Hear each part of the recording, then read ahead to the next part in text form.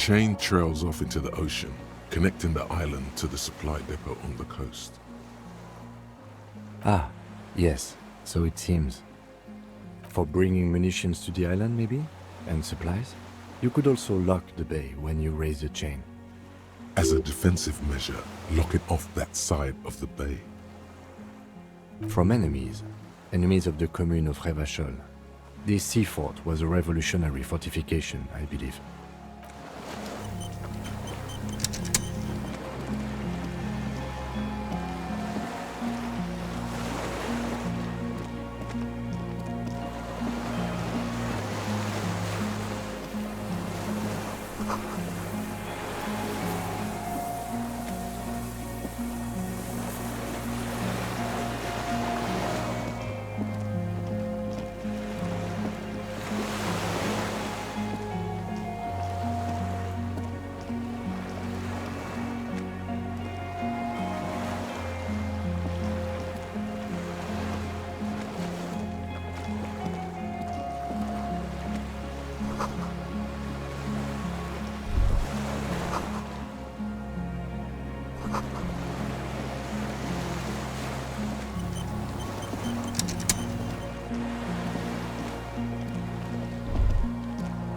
The dry grass crackles under your feet as you stop.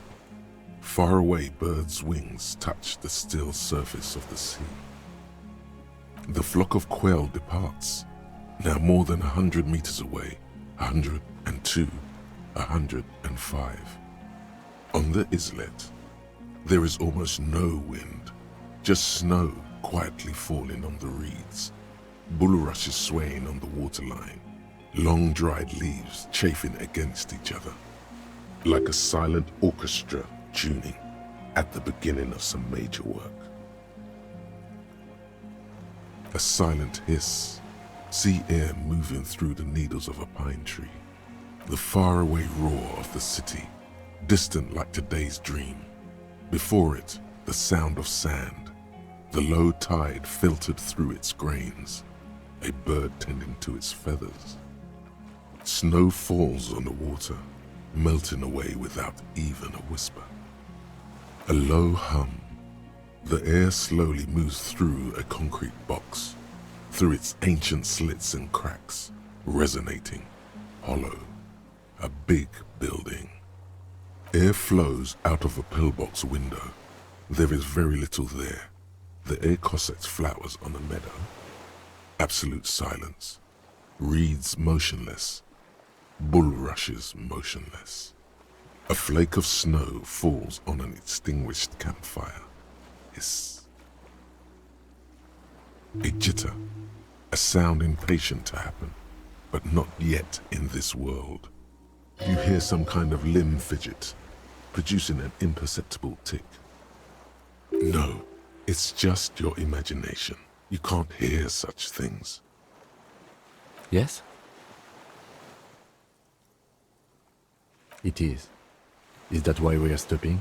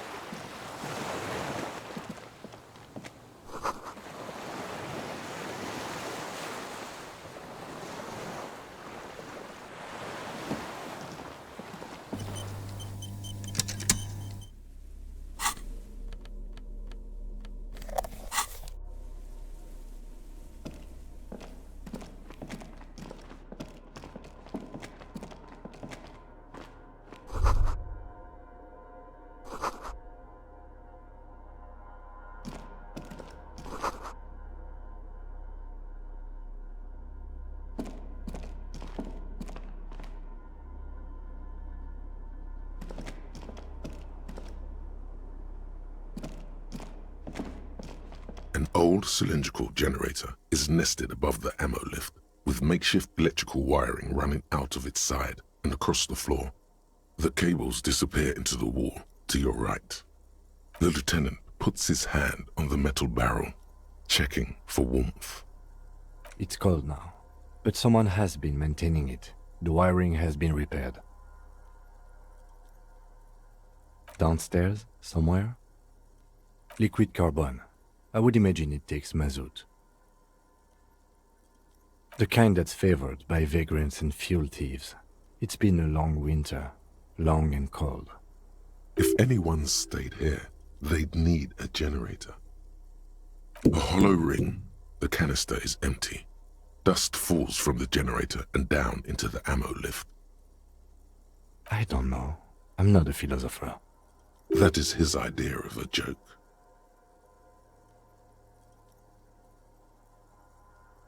The wind outside.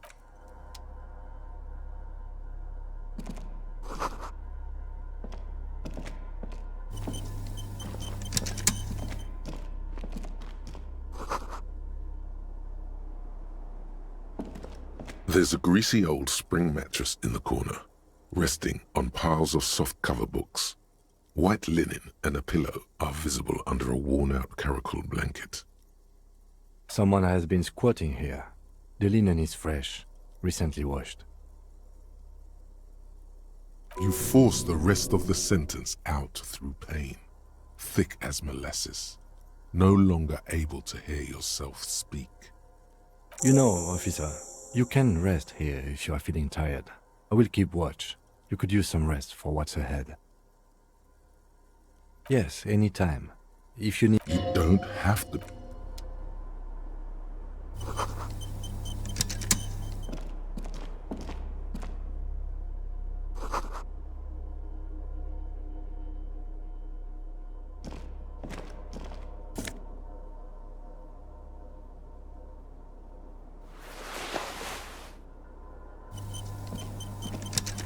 Books and magazines lie scattered on the floor and on a makeshift cupboard. They are not particularly well organized. Most are soft covers, serialized fantastique and detective stories from the 20s and 30s. This disparate digest includes the classic Animal Adventures, popular depictions of man versus nature by amateur naturalists T&T Harpin, husband and wife, widely read by people from all walks of life. Who doesn't like nature? Who doesn't want to survive? Among what is mostly commercial fiction and serialized stories, you find a magazine cathodique for electrical engineering. Then it's back to pulp, light erotica, an international thriller about circuit benders. Someone's made themselves a home.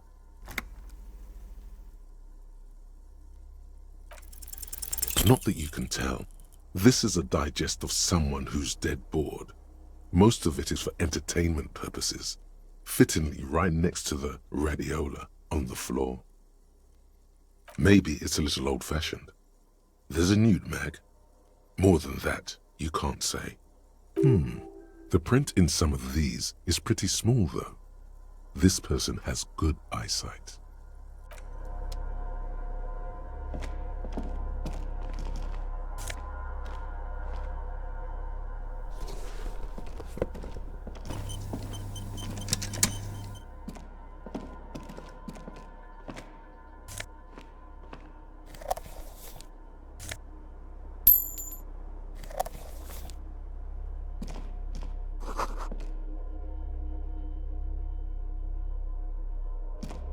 You see a small metal door nested inside a larger one, a heavy steel blast door.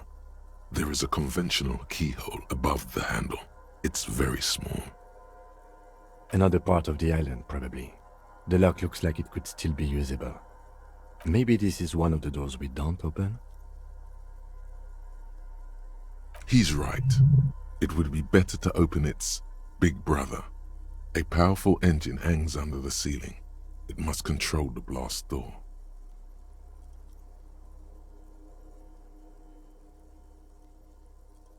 I think there's a console just southeast. Let's look around. Getting the blast door open seems like the best plan.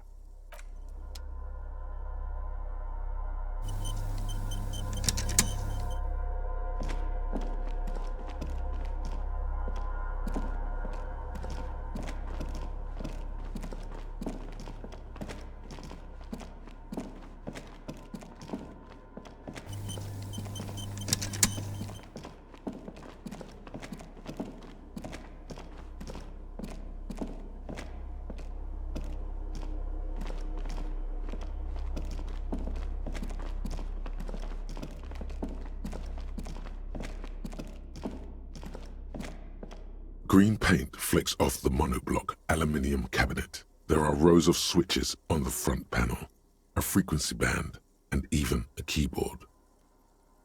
The console of an antique computation device. The generator upstairs, with wires coming out, they terminate here. Possibly. Urgence, ouvert, allumé, radiodiffusé. It sounds like this device was used to control the electronics here. Maybe it still does. This device was used to control the electronics in the room. It could open doors, control lights, function as a radio computer. We need to restore power before using this, officer. The generator. We should look around outside. There are barrels all over. The boat engine.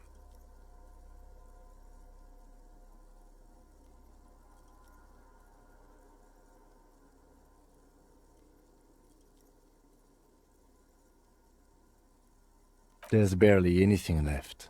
That won't work. But officer, then we would have to swim back to the mainland. Let's just look around, okay? The consul stands by, mutely. Urgence, ouvert.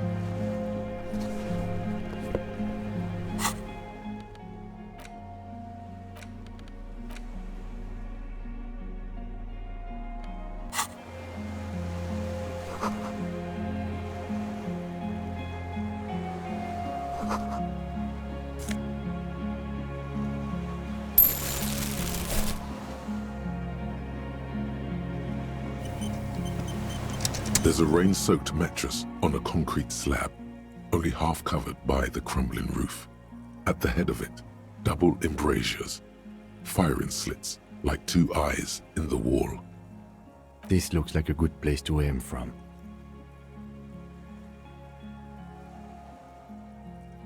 A single-person mattress, modern, civilian use. Brand name, Marjorie. There's a fuel stain on the cover, along with cigarette burns. And an empty can of beans on the ground next to it, filled to the brim with cigarette butts. The silhouette of a tobacco picker adorns the paper filter. The brand, Tio Moteri. Contemporary Revacholians prefer Druan, a local blend from the southern islands, or Astra, the legendary cigarette from Grad. Tio Moteri is favored by older men for its paper filter tips, sweet smell, and added tar. Could be a coincidence, or the same person has visited Lens End and here. I didn't see any signs of smoking inside though. If people live there, they keep it tidy. This here may also be a smoking spot. There's a firing slit in the wall in front of you, like a little window. Quite old and grimy from years without cleaning by anything other than the rain. The springs screech as you lean on the mattress and crane your neck to look out. Trepidation, a tingling feeling in your stomach. A small piece of Martinez coastline opens up in the square in front of you, like a tiny landscape painting. 1 kilometer across the water, the ruins look familiar. A towering skyscraper, its top floors shaved off by artillery fire. Capeside apartments, Rue de Saint-Ghislain, 33A and 33B. The red chimney and collapsed back of the 4-story tenement in front of the whirling in rags, Rue de Saint-Ghislain, 10, the doomed commercial area. The box-shaped silhouette of the whirling in rags, its sloped roof, a tiny fleck of light catches your eye on the rooftop, sunlight reflecting off the upstairs window of Clausia's room. What does that mean? Do you have line of sight to the window? More than that.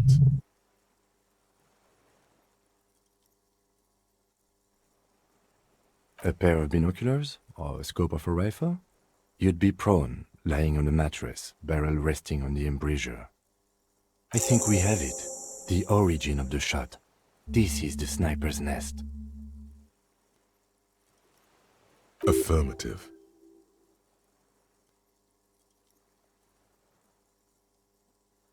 Nothing pointed here. Many leads pointed elsewhere. He looks north, over the fortification, then at the mattress. Where? He does not answer, just nods. With his back hunched, he looks around once more and says, We should move now.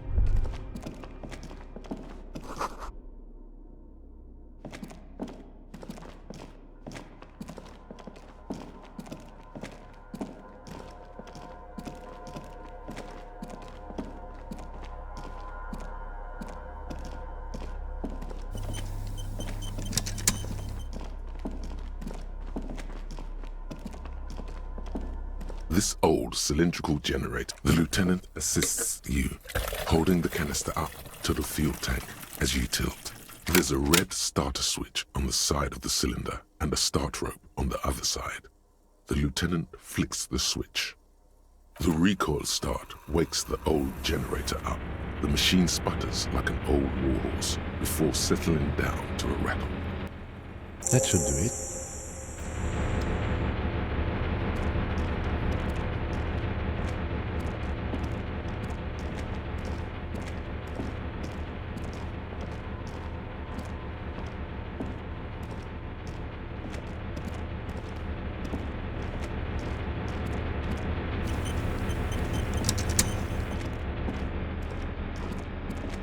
A dim golden glow and It's on. Turn emergency open. automatic boot. The blast door opens with a series of clicks. A shaft of light appears, then widens as the light shines in.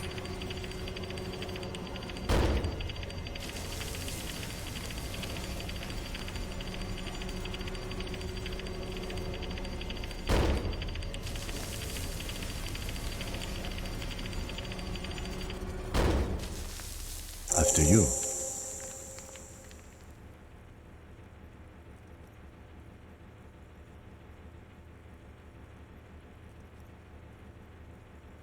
So did I. Not back there, but I felt it since we came here. Don't worry. I have a gun.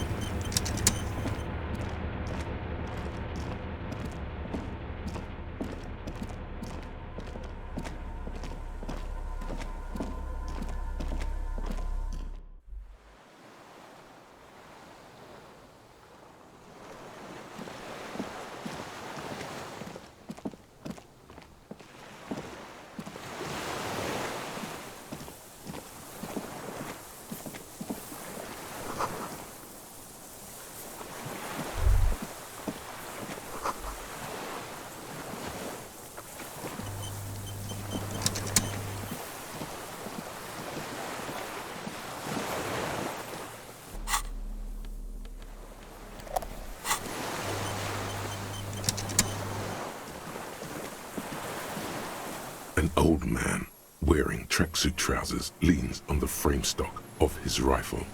He gathers a big ball of spit in his mouth, then spits it out into the extinguished fire before him.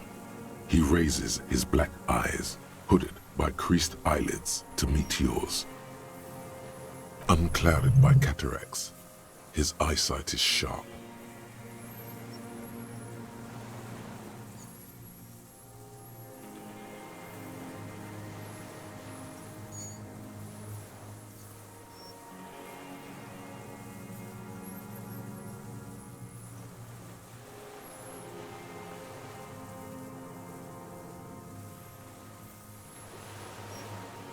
The lieutenant pulls his pistol from the holster. You are a glorified night watchman. This is a service rifle. I can only lay it down before an enemy commander of corresponding rank.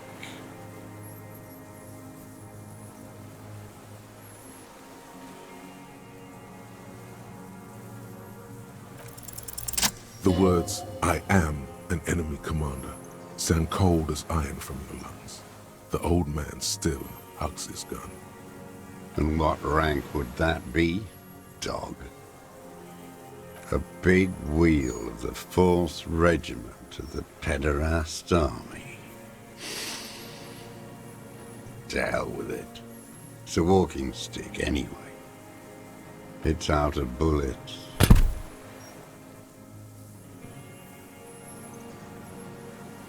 Like an amputated limb in the sand. He steers on, his wrinkled mouth moving without a sound, a strange sadness, like a song.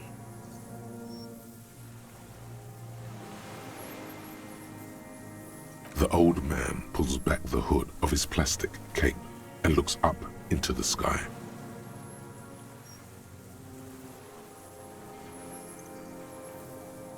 My name is Iosef Lilianovich Dros, Political Commissar of the 114th Anti-Aircraft Division of the 4th Army of the Commune of Revachol.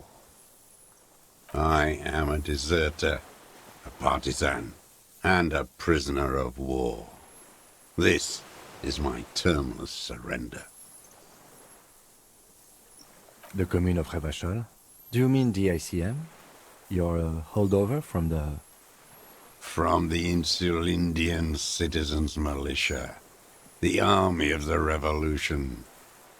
I was recruited in Jamrock in '07, trained in the École de Contrôle Orient, and consigned to emergency defense duties in '08. I left my unit on the eve of the landing. When I returned here on May 14th, the commune had fallen. Still armed and ideologically trained, I wrote a criticism of myself and resumed partisan duties. 51 minus 8 equals 43. No. I've been on other islands, too. I was an resurrection until they turned it into a spa in 18. Then I was an E48, a nameless sound, until the sea washed over it. Then I came back here. That was 22 years ago.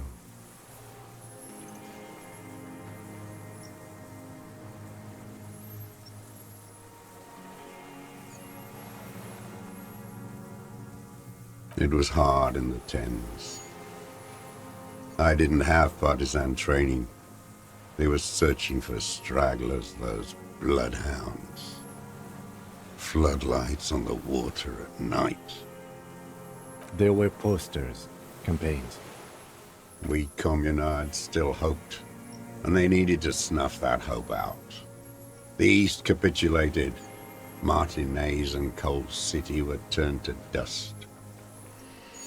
But Jamrock, Forburg, even Coron, and Boogie Street, of course. Those fucking kips had Marsov coursing through their veins. And others too. Some cordons of Revachol was still fighting. There were cells. I tried to contact them. Soon they all went silent. The frequencies dead. At night, I used a dinghy. I only went after dark then. When I got to the city, I stayed underground. Patrols, you lot, the commons too. They'd started snitching. In the city, you move underground? From bunker to bunker. Not anymore. No one cares now. I don't even have to hide. They think I'm another antisocial vagrant. I could walk straight into that town if I wanted. I just...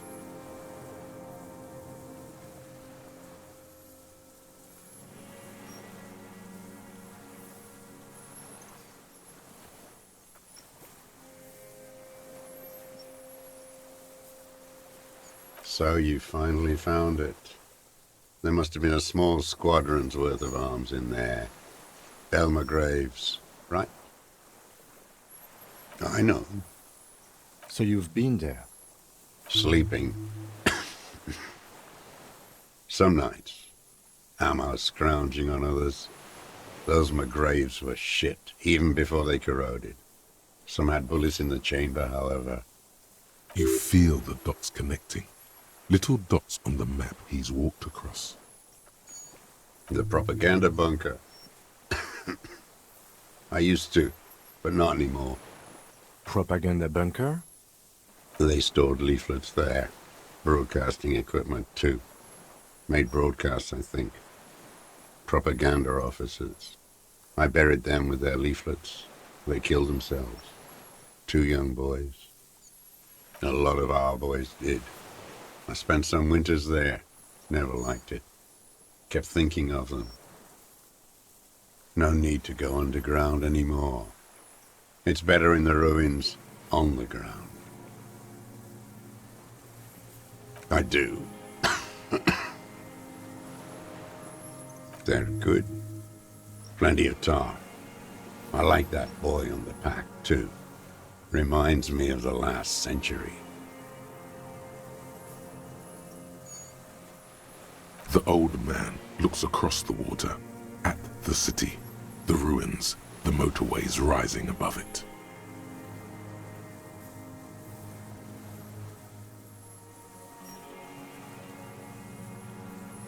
I was just 16 years old.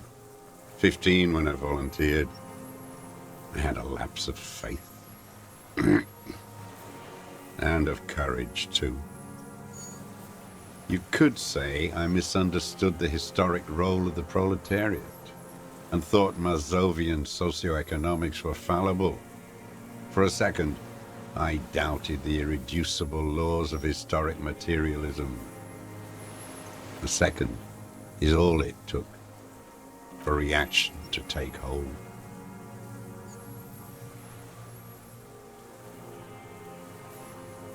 Petty bourgeois terror. It's in all men. May the 13th, 08, 44 years ago. The horizon was black with coalition airships. Their petroleum rose to the sky, and it looked like it formed the clouds, storm clouds. When they started shelling, it was dark magic. The combined might of international capital, all at once, all the greed and terror in the world, tore into Revachol. It lifted streets from the ground and turned houses into ghosts. We were in the flak tower, huddled on the floor. The artillery was 80 kilometers away in Ozon, but I knew the commune would fall. We would all be turned into ash. So I said I was going to the map room. A terrible shame, still within him. The lobes of his ears are red with it. The shame and smallness of what he became. Nah. I climbed the chain link across the water and hid inland, in the bunkers there, like the weakest of the weak. A mouse, frightened at the ordnance all night, and the sound of the rotors in the morning, whirring. Airships. I climbed out into hell. The landing was complete. The chain was submerged. I had to swim back. The fortress was half submerged too, shattered. They'd all drowned in the lower levels, or got torn to shreds above. The anti-aircraft gun had malfunctioned. So had I. I left them without ideological direction. It was real. I'd seen it. I'd seen it in reality. The mask of humanity fall from capital. It has to take it off to kill everyone, everything you love. All the hope and tenderness in the world. It has to take it off just for 1 second to do the deed. And then you see it, as it strangles and beats your friends to death. The sweetest, most courageous people in the world. You see the fear and power in its eyes. Then you know that the bourgeois are not human. I had to fight it. I had to never stop.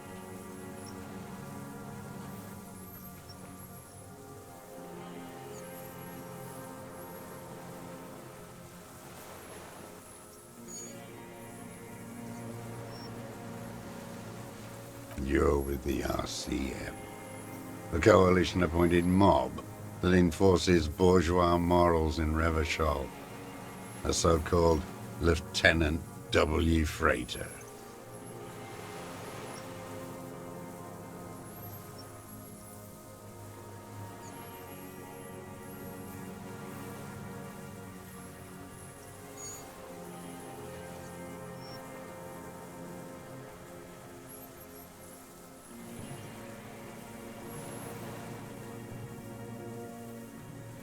You're the RCM. You represent the Moralist International, the enemies of humanity who took this city.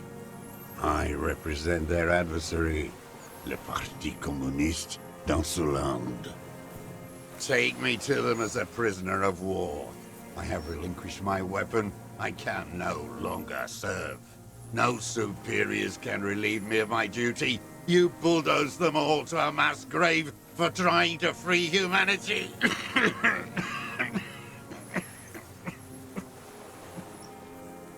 A spray of blood from his mouth on the black charcoal in the fire pit. Rene, the royalist on the coast, said,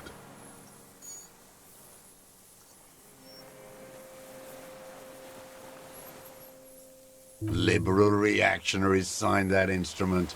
Traitors who should have been burned alive. I answer to the Communist Party. Is that part of why you've been here all this time? Because the party didn't surrender? He just wipes the blood from his chin.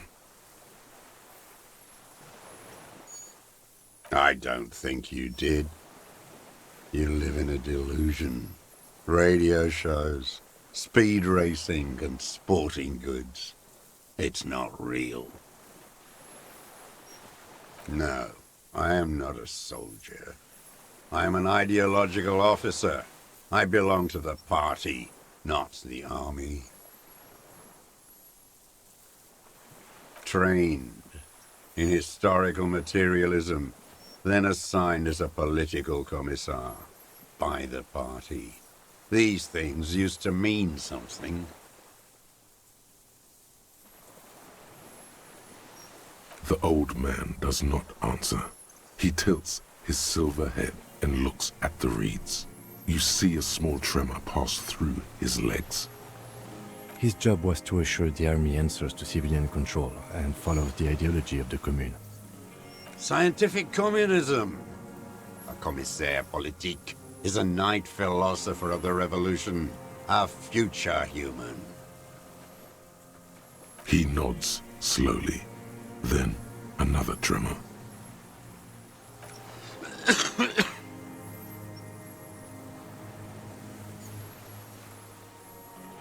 It's not an island, Dwat. It's a defensive fortification of the commune of Revachol. And I am its last surviving defender. The congenitally deformed King Philip II built it to restrict access to the Bay of Revachol. We captured it in '02, retrofitted the fort with an AA gun to defend against an airborne landing. Against the whole world. Coalition military called it Operation Deathblow. I later found out on the radio they called it Deathblow. You're one of them. Tell me, who speaks like that?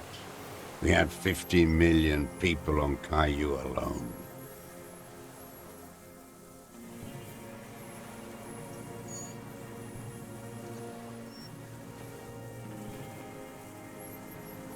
Sure you are. You're our CM. Answer me. Who calls an operation against 50 million people Deathblow? Iblis. The black-eyed angel. How does anyone survive? I steal supplies, vegetables. I collect rainwater. It's the life of a dog, not a human being. How is your health, Mr. Dros? I've been throwing up blood since winter. Red, like beetroot. Been passing it in stool, too. He does seem frail. Gaunt for his age. More like 75 than 65. Trouble putting on weight could mean cancer. The RCM can provide medical services. You need to be looked over. I need to die. You don't have medical facilities. You have guns. That's all they give you. Toy guns. We also have Druamine.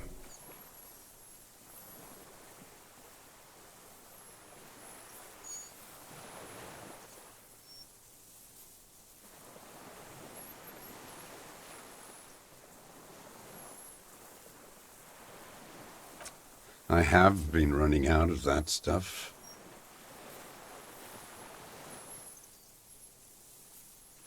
There's nothing to look over. The triage is in, and it's black. Administer morphine. Moribund. I haven't. I have holes in my brain. Years missing. Others filled with pain only. A decade of... I don't even know what. Inferno?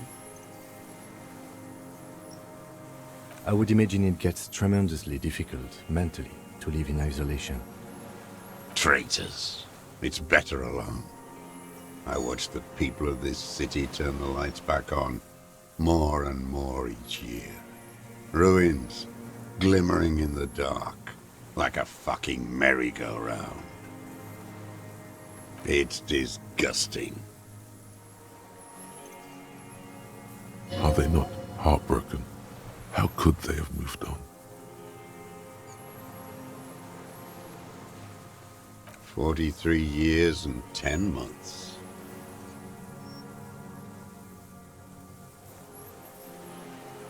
It's too long. It's not how a human being should live. But I couldn't just forget what I saw. What have you been doing during all this time? Hiding, fishing, waiting. 2 police officers step out of the Whirling in Rags cafeteria. Satellite officer Jean-Vic Mayer inspects giant letters across the plaza mosaic in dark red government-marked heavy fuel oil. Patrol officer Judith Minot points west. The fishing village. She glances at her watch. We meet in 15 minutes. It's a 10-minute walk. The officers go, leaving behind the writing, still smelling of petroleum. One day, it says, I will return to your side. Always waiting. For her to return. Her who? Girl child. Revolution.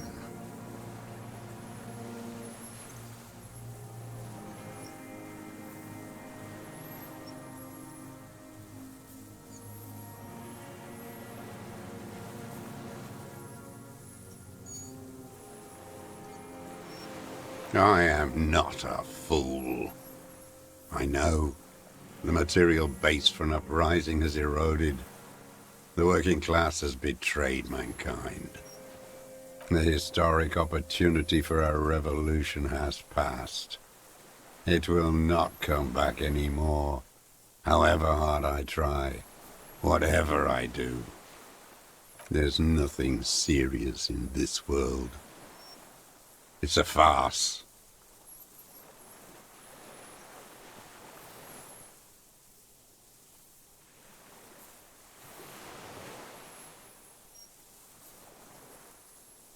Real music.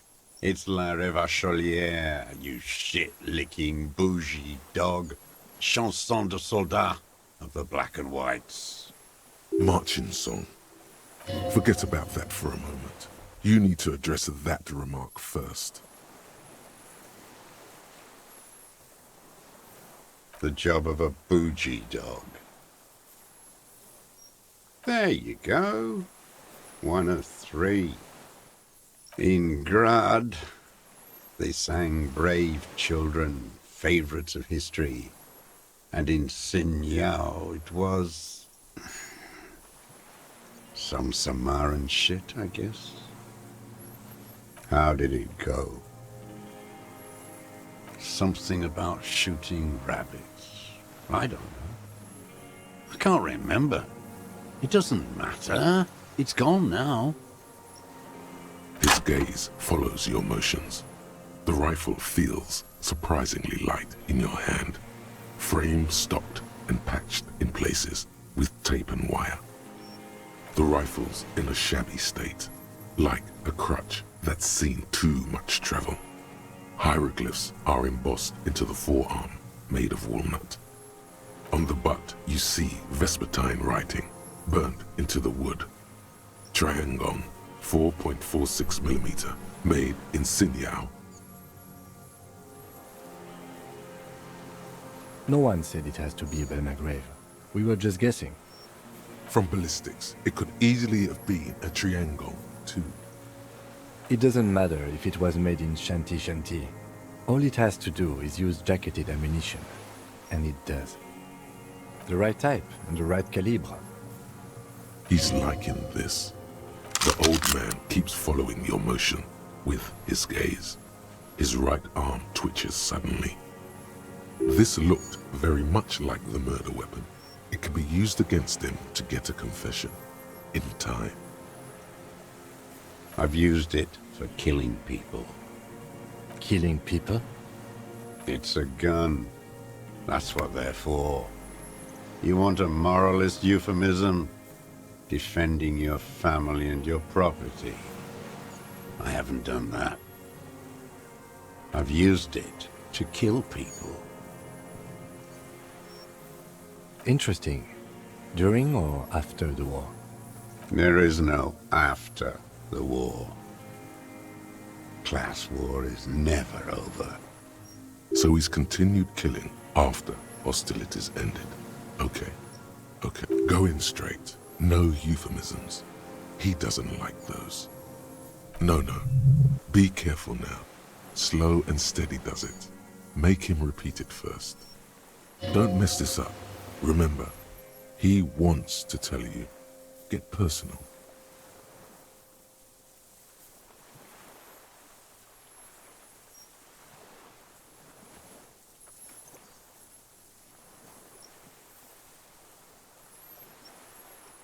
Nothing comes to you.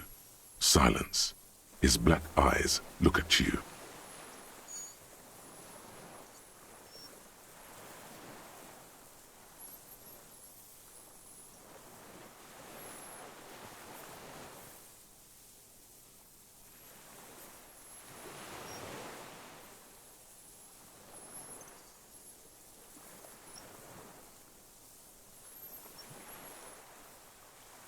The who now?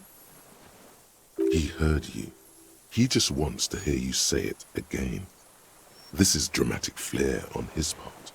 Right choice. We're in. Do it, sire.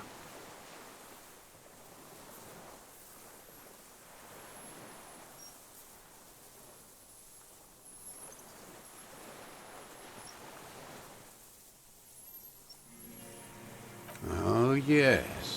That one. Ugly piece of work, that boy. Did you kill him? I am a son of a welder and an officer of the commune of Revachol. I do not collaborate with murderers and pederasts of the liberal regime. A drop of blood in the saliva. Exhaust him with proof. Pile it all on him. Get a confession. The scent of blood in the air. But what else? There was something you can't remember. Something about the tracks. Suddenly, all those tracks are so confusing. Go with something else first.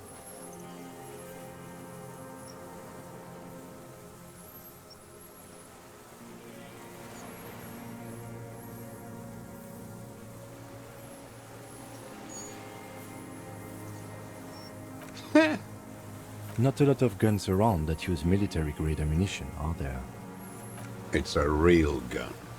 Not like your musketeer pistols. You look like imbeciles.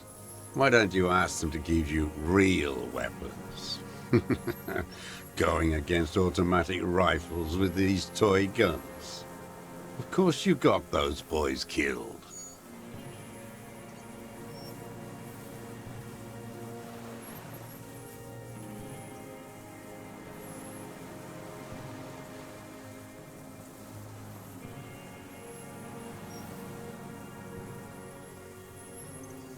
Damn, he saw you. He's watched it happen. He would have a good view of the tribunal from here. It's not just empty boasting. So he saw you. Okay. So what? Don't let it divert you. You know what? You're right. I'm convinced this made the shot. Should we call it?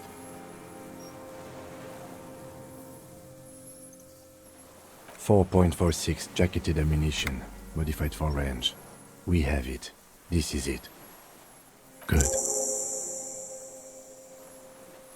This feels good, doesn't it? Tearing things up like this. When you have the murder weapon, you have the killer. Murder.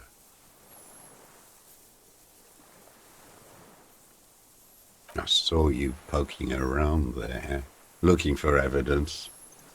You're damn diligent when it comes to dead fascies. Did you like the view?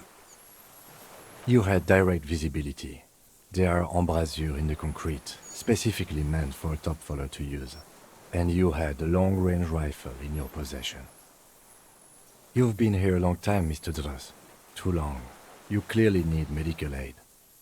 I'm ready to die. I've done my part. He's practically admitting to it. Dead fascists for fascists. Done his part.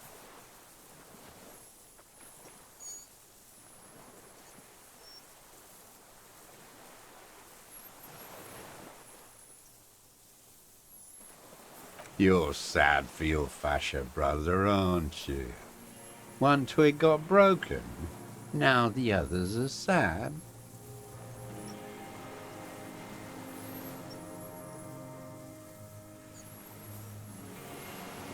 Wait, here it comes. The goddamn Maybells. The dried Maybells on Clausia's roof. There were Maybells in the grass when you got here. They're revolutionary symbols from the war. Nowhere else, nowhere in all of Martinaise have you seen them this spring. Wait, don't forget the footprints. The diagonal prints in the dust in the secret space behind Clausia's bedroom. Now they're gonna come up. You got it. Remember, the boot prints were like no modern soul. Damn Maybells. The whole island is turning white with them. He seems tender suddenly, nostalgic even. A strange mood swing. So many this year, too. The spring is coming. No, it's already here. Wash the filth away.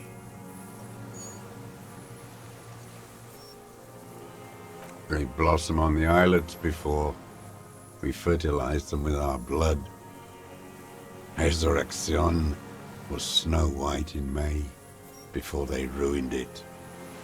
The coast, too, before they piled their containers on top of it, filled with broken, useless trash for fat-fingered bourgeois children to play with. You must get around a lot to stay undetected all these years. Do you know any secret paths? Pinball workshops? I may. Classier. With the victim. Don't leave any loose ends. Get him on everything. Everything is brands with you individualists. Who cares what brand my shoes are? Sansa? Some shit. Show me the souls, please, Mr. Dros. Fucking imbecile.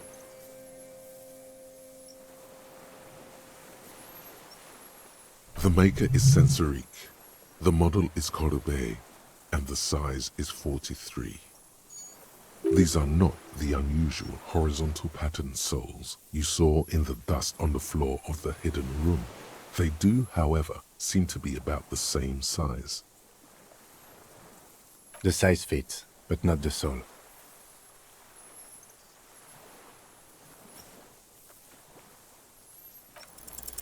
Sire, he doesn't have to be wearing them right now. Racking those brains, are you?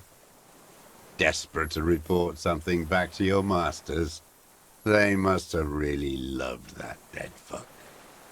The lieutenant gives you a quick sideways glance and nods to acknowledge.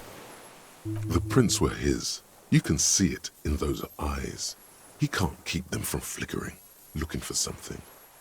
The old man stares at his own prints in the ash around the fire.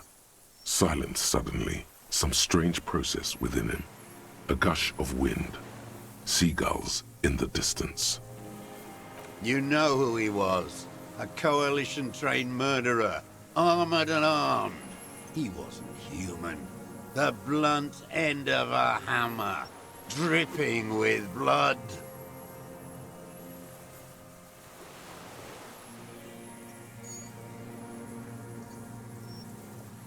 Beating us to the ground. Moaning with joy. You hounds get so thorough when a company-trained killer dies. I haven't seen you on this coast for 40 years. You know, maybe I should have killed one sooner. Got your attention.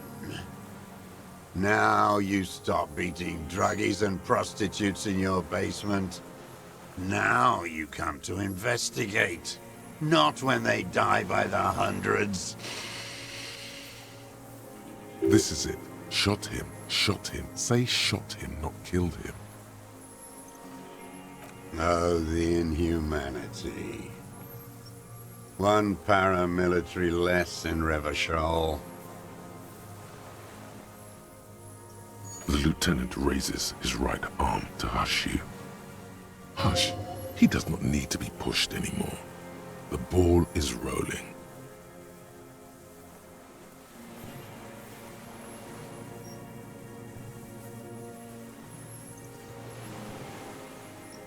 I had them in my sights. Both of them. Him and the whore.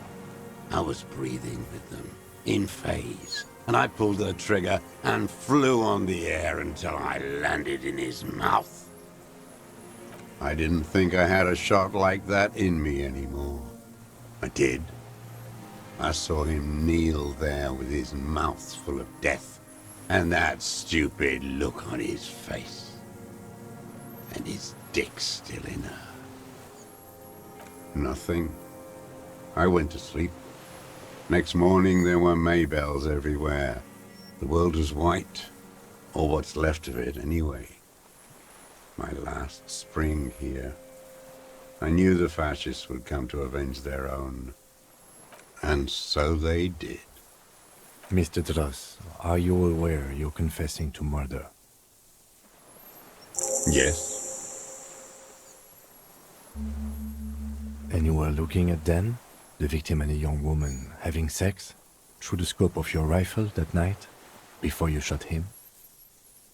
The old man nods. Why? Because that's what they were doing. The motive. This is where the motive is going to come from. I don't understand. Do you, detective? I don't understand this part. I'm always looking. Are you always looking through the scope of a rifle? I'm just trying to understand. A rifle scope has the best magnification. And if you don't like it? Yes. Think of it as a form of critique. He will not stop now. These dialectical materialist types never do. Exploit it. You got him going. Connect every little piece now. Wrap this up like a gift.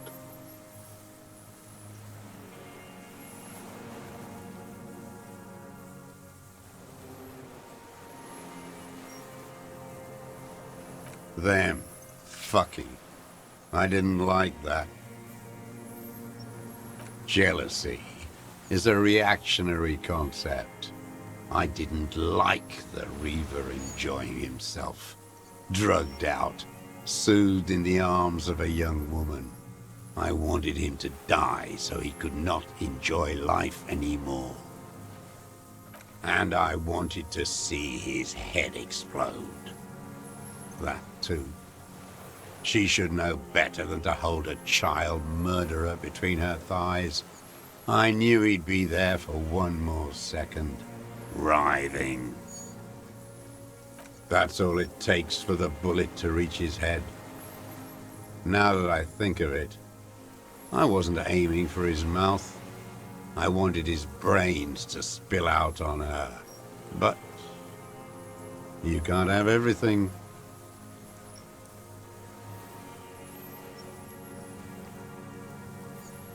Since she came to Martinez, I saw her sneaking in the reeds early in the morning, behind the Fell building. It was dark, still winter. She didn't have her skimpy outfit on then, just a spot in the night, moving. Past the Fell building on the coast? What was she doing there? Hiding something in the water. She had a fag after she'd done it. I was up in the ruins there. She couldn't see me, but I could see her, smoking. She was nervous, but not scared. And beautiful. Her passport and tickets to Rene, and from there to Cachet Brut.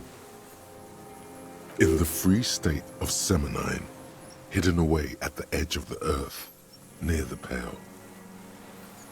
Yes, after she'd gone. It was a submersible. Well made, actually. Sloppy. We should have gotten her to tell us about this. Did you take the documents? No, I put them back. Why would I take them? I'm not going to phone. Oh, I mean... I did. She had a face like an archipelago, with those birthmarks, and a body hard and lean and bruised all over, black and yellow. I could see she's taken a beating. I could see who she was, too. A spook, on the run. Revachol's the cloaca of capital now. All the bagmen and arms dealers end up here to do drugs and have sex like animals. You could tell she was a spook from the documents? She had different color hair on the photo, and glasses. Forged. Some sordid bourgeois affair. I've heard about this kind of thing on the radio. He's setting it up for you. The bruises, you can't make that out in a scope. You can't see bruises through a scope. It's just a blur.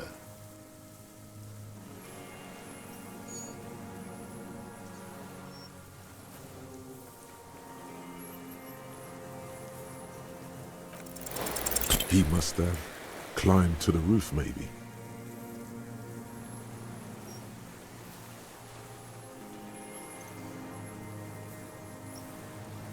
I have my ways. You've been through the secret route behind the whirling rags. Those were your footprints. You just changed your shoes. I've been through all of Martinez. Every nook and cranny. Thank God, the lieutenant is picking it up. That Nook too? Yes, that too.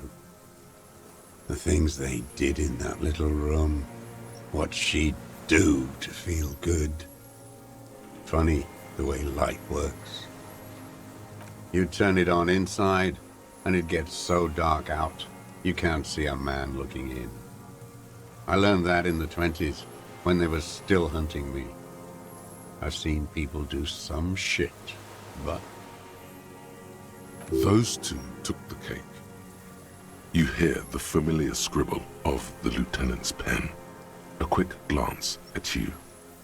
One more loose end down. We're doing this, detective. How did you get in there? The hidden pinball workshop. I can just walk in there now after a good wash. I told you, they think I'm an antisocial. Closing hour is a good time. The kitchen's empty. You had to open the steel door in the kitchen? How? I got that open a long time ago. Some bourgeois game merchant lived there. I don't know, 15 years ago. He left spare keys all over, and I took one. Then I saw her turn the light on one night in my scope. Andy found use for it. A spare key, like the one hanging behind the Union Box window. There's nothing to hold on to. Only this. It's not enough. The coals of his eyes glisten suddenly, like stones dripping with water. Is he crying? Man needs to feel something else. In this fight, it helps if you have your eye on something there. It's weakness, I know. No. I don't really know. I was there one night and she was crying, like a child, in the corner of her room on the floor, like she does sometimes. The day after I killed him. Yes, I don't know why I do the things I do anymore. Neither does he. He lowers his head, like a sunflower on a withered stalk.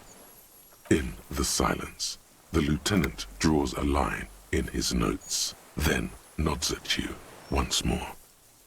One more down. Her. The lieutenant nods at you in acknowledgement. That's it. Motive. We have it. Where is she, that Clasier? I haven't seen her there for days.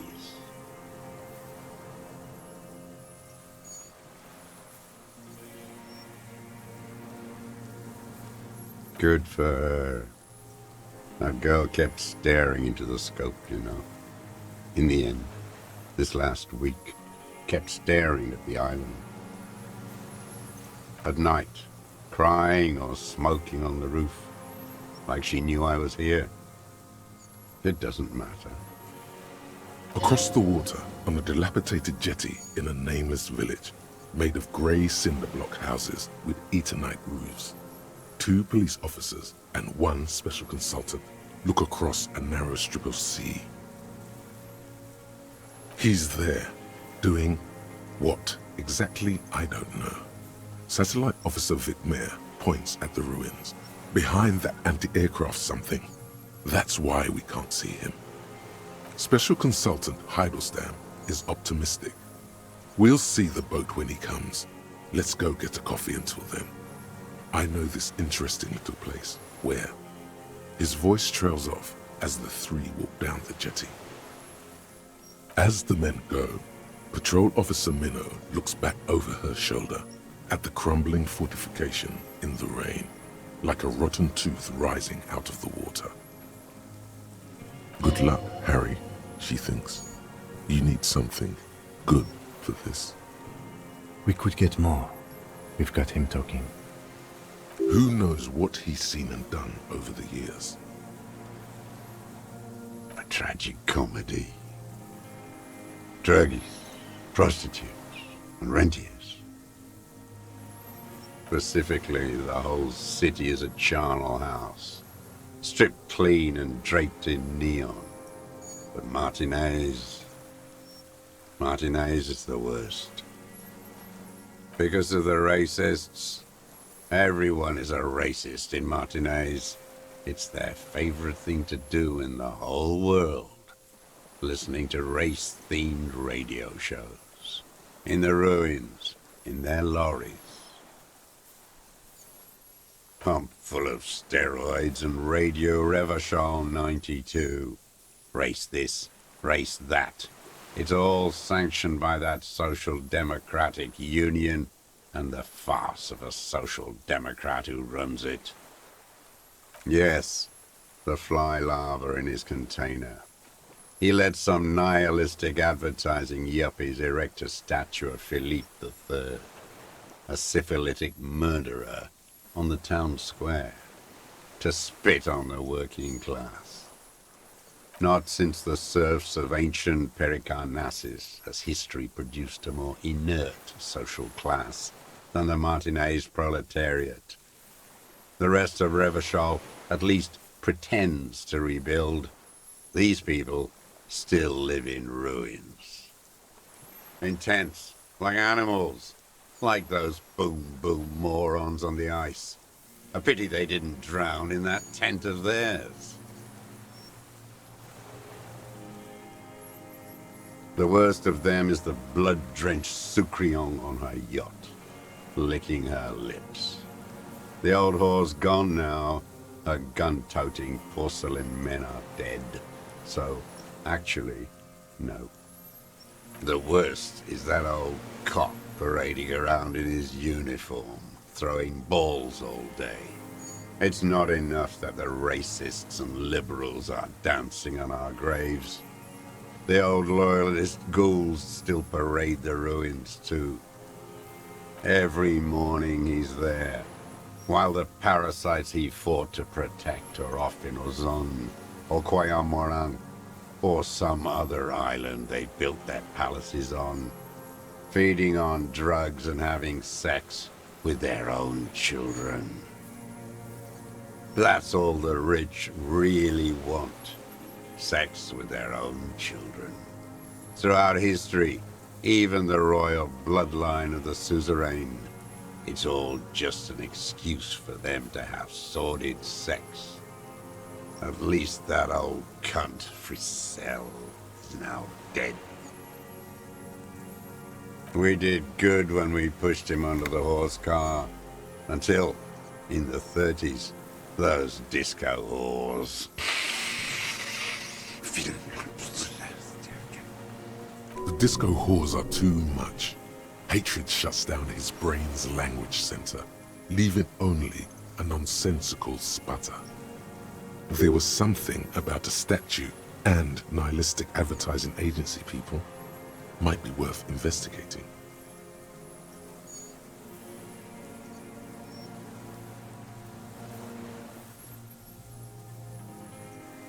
Whores.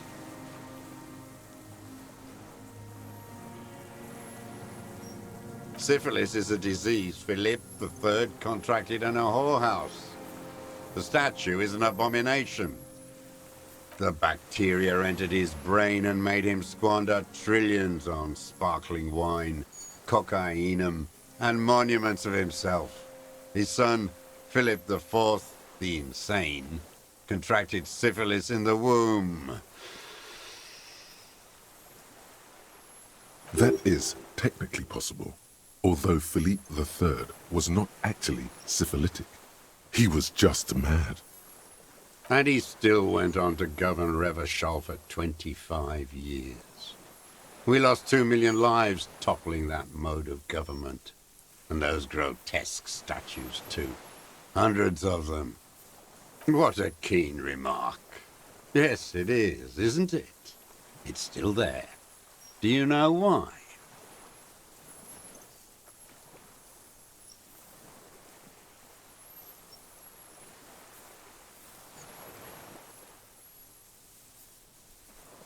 I do.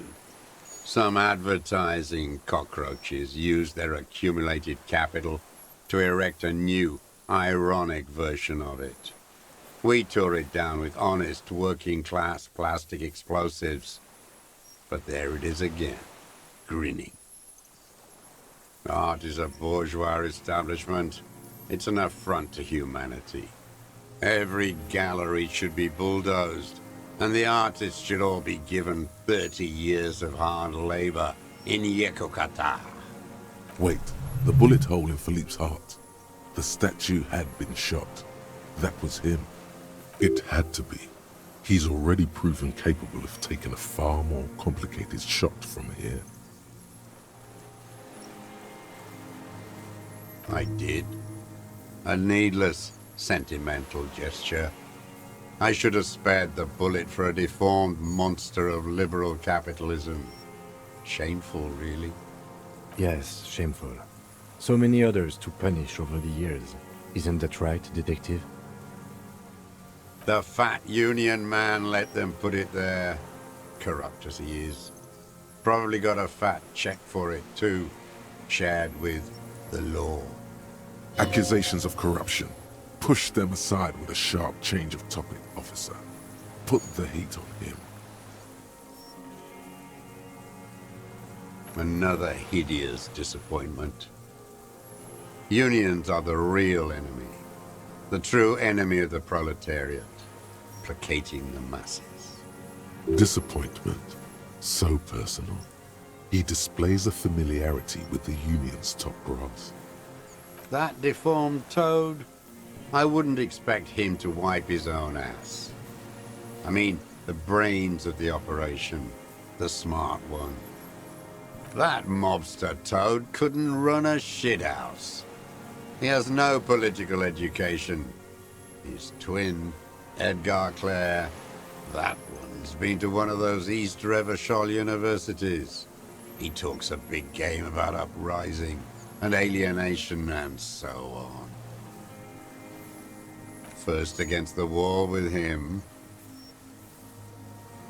The Clares wouldn't miss a man hidden in their own backyard. Not all this time. Nothing happens in Martinez without them knowing. Of course, maybe the Clears asked him to.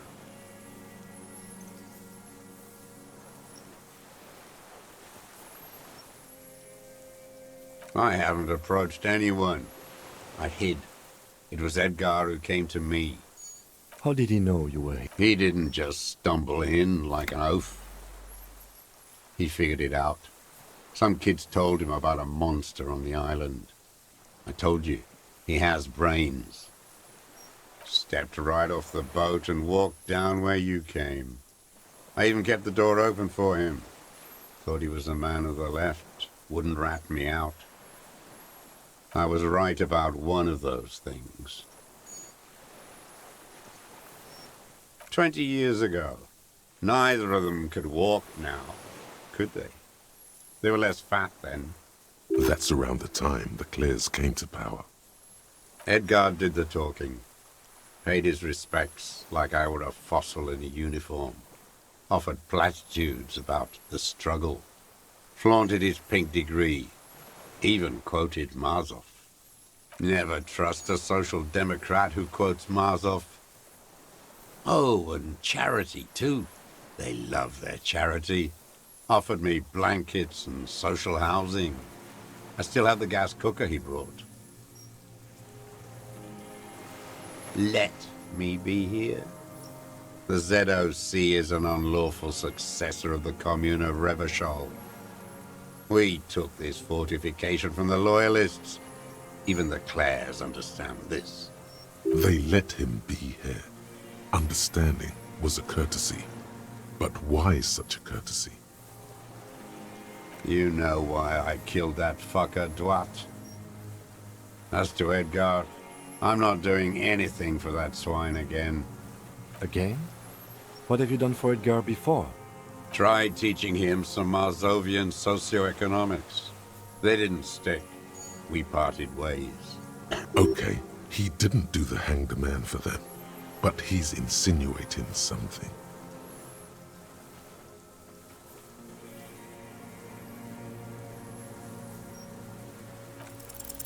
The connection comes to you like a splash of cold water. Dark, cold water. Hey. He acknowledges it. Here we go. A twist behind the dark bend. That bourgeois cow. Tiffin Holly was her name. Licked the rich man's hand every time he came to town.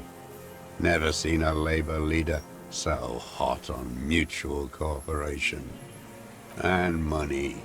She liked that too. That Holly was a real bridge builder and a deal maker.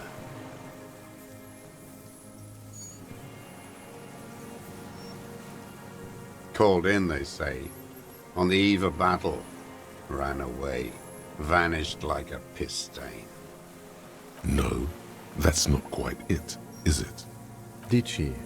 They say her daughter called in, not her personally. But that wasn't really her daughter, was it? No, I guess it was not.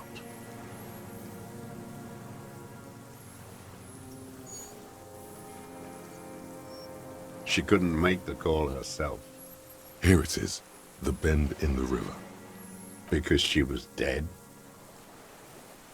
Because the cow caught a bullet in her right lung. Fell into the canal, grasping her tit, and drowned. Or bled. Hard to say. It was a sloppy job, on a moving target.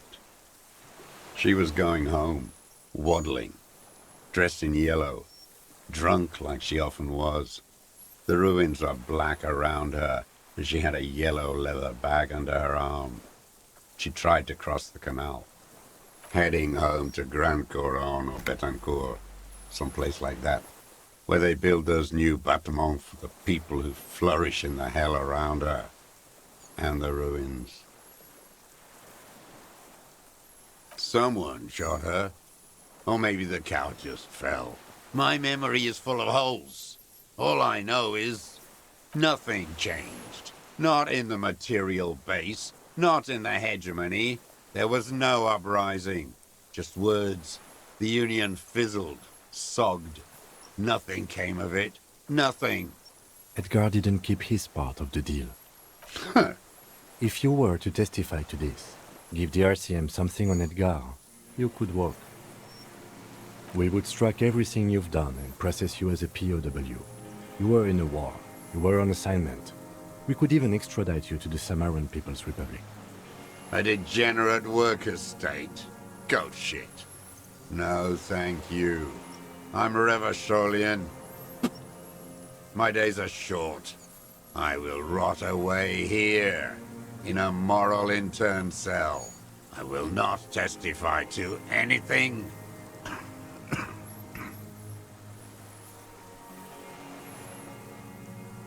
All you know is I saw it happen, and I liked it. I liked it a lot. Her plump body, bobbing up and down in that canal like a cork. That chick yellow bag still on her, strangling her. The same old freezing hatred. There is plenty here to work with once he's in custody, and the lieutenant knows it. He gives you a little nod to proceed. Every fucking morning for 34 years. Throwing that ball. One ball against the other. I've always loathed that game. That is not a working class game. I don't care what they say on Radio June. Royalist ghouls played like it was life itself. Click, clack across the water each day. And that uniform, like a parrot plumage. I won't even mention that he's a traitor to his race. A Patank maniac race traitor. I remember him. I remember him from Lanos. Not him personally, his make and model. There were tens of thousands of them. I thought we took them all out before the liberals came to their rescue. We missed one. That one. There doesn't seem to be a single person under the pine today. Fat and plump, like a pheasant. Just begging to be popped off.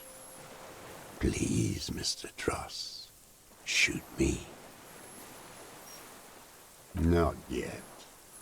I like to look at him strut around, place the crosshair on his medals, right on his face, and just fiddle the trigger. Think about it. Let the bomb melt in my mouth. Save the treat for later? He is a juicy bonbon, that one. A real treat for the black day, the blackest.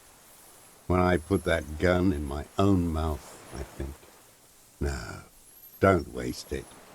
Put this lead in that cock, Rene. For the boys he killed. And then I look at him throw those balls, and I suddenly feel better. I even hid one bullet, so I'd always have one for him. Haven't seen him there lately. Must be down with arthritis. Old cunt. Momentarily, he's worried for him. He reminds him of himself. The same hatred. The same. You try to think of another thing, but no. It's just the hatred. Glad. It's all gone.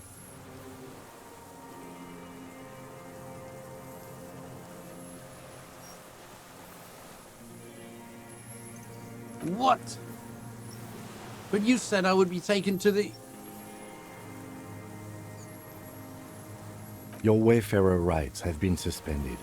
Information provided to the officers on the scene will be used against you by the prosecution. You will be given legal counsel within 1 week and must face court in 44 days. Do you understand? Do you understand? But... No, I don't want to. I have to stay here. He's sweating. Beads are forming on his forehead. Pupils are dilated too. Eyes getting blacker and blacker. Your confirmation is not required, sir. Now onto the boat.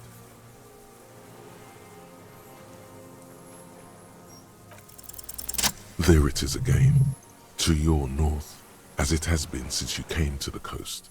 The reeds whisper, stalks rubbing against each other, but then, in the middle of it, something completely different. It sounds like a bow, very slowly being drawn against the strings of a violin, a very small violin, made of reeds and rushes. Maybe there is room for 3 on the boat. What? What are you talking about? Is this really us? Your skin crawls.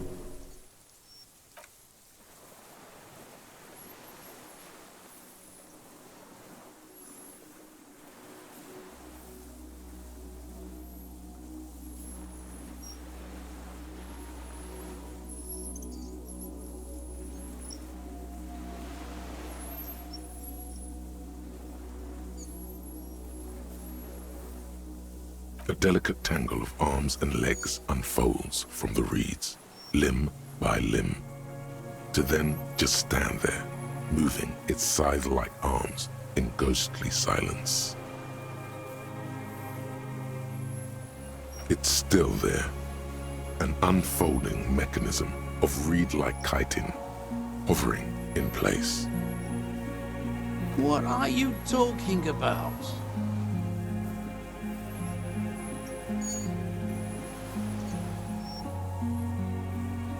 There's nothing there. The stick insect is over 3 meters tall. It looks straight at you with its tiny pinprick eyes and its grotesquely small head. You feel your legs shaking under you and your gun hand move to your holster, but you don't have a gun.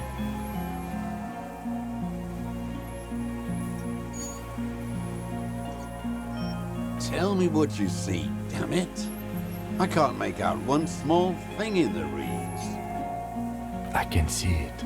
4 simple words, thank God. If he can see, then you're not insane. But that means it's really there, spinning slowly, in absolute silence, its limbs long and slender. Be very, very careful.